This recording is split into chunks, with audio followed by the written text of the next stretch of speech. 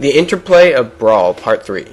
In this video, I'll be talking about team matches. Now in team matches, we're going to showcase Pit and Marth, which is my brother and me.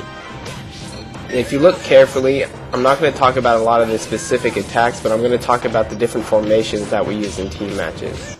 Now here's one right here. It's better to get your opponents in between you so your attacks are both facing inward at them and they have a high chance of hitting one or the other opponent. And here's another formation. If you can get both of your opponents off the side of the stage, it forces them to take turns recovering, and you can take advantage of that. So in a typical Brawl team match, we always play with team attack on. That means we can hit our partners, which means we have to be very careful about when we throw out attacks and where. So that means that all the interplay that you have with a 1v1 match is kind of tripled. Because you can hit one enemy, you can hit another enemy, and then you can hit your team partner. For better or for worse. So right here, we're always vying for space and taking advantage of all the different natural counters that are available in the game that you can't quite take advantage of. Right here, I have to save my brother from getting edge guarded by Game & Watch, so I dashed forward and helped him out on the edge.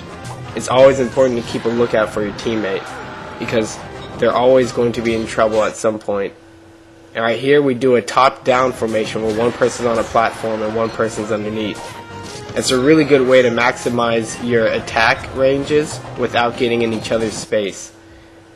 Right here, this is a back-to-back formation, and when you do this, about one person can fire or attack successfully, so it's important to either move out of the way to this top-down formation, or just wait your turn when you're standing in back.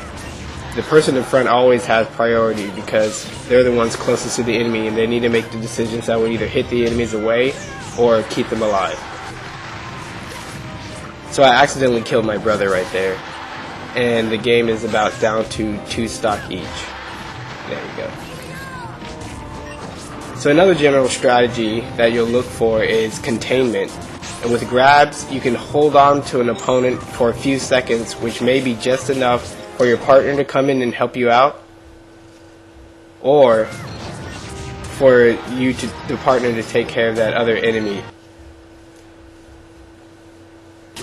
Now that both of the opponents are off the side of the stage, things can look really bad for them pretty easily. Like right there, where my brother double spikes them off one down air.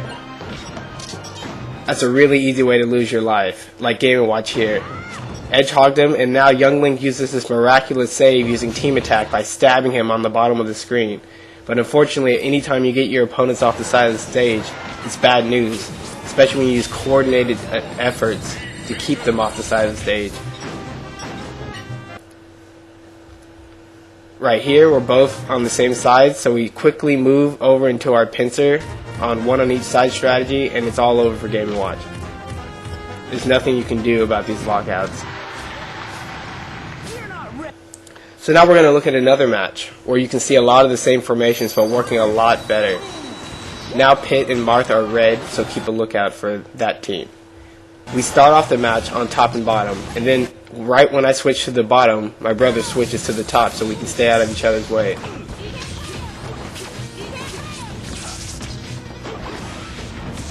Notice how long he stays on that top platform, just dancing around waiting for me to pop enemies up to him. And I can hold off people on the bottom row because I have arrows that are a long-range projectile that can interrupt other people out of their efforts.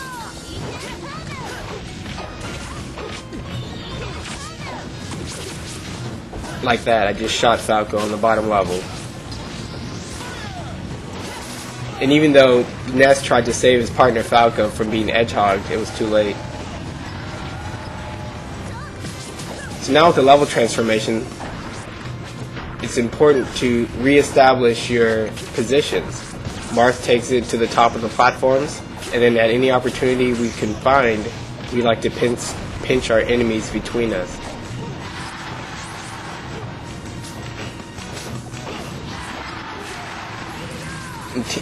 Right here, Ness gets a grab on my brother on the side of the screen, and he's about to kill him with the forward throw. So it's important to be able to back up your partner from wherever you are. Right there I shot an arrow across the screen that interrupted his grab and throw combination. So notice how we move together across the side of the screen to maintain that pincer formation. And again, when the level changes, we have to reestablish our positions. Right there, I shoot an arrow across the screen to force his nest into a roll, and he gets forward smashed by my brother. It's important to coordinate your attacks no matter where you are. And right there, my brother uses an up B. I shoot an arrow underneath him, shoot another arrow before he lands, and force nest to roll, and we both double attack him. And when Falco starts shooting his lasers, I shoot an arrow over my brother's head and hit him in the foot to interrupt his attack. It definitely helps having a projectile character in a team match.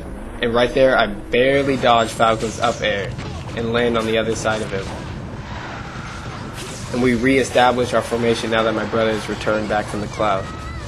And look how close Nest comes right here to being hit by my back air. Shoot Falco off the stage once, twice, and he's dropped too low to use his illusion, and now he's dead. And with one enemy left between us, just like in the last game, we utilize our superior numbers and our formation. But when the level changes, things change, so we have to adapt quickly. And even when you go for an air attack, you're open for attack as long as there's somebody there looking for that opening and he's ready to attack you. And that way there are a lot more natural dodges and a lot more natural counters in a team match than in a regular Super Smash Brothers match. Thanks for watching, and remember to visit criticalgaming.squarespace.com for more information. This has been Kirby Kid, signing out.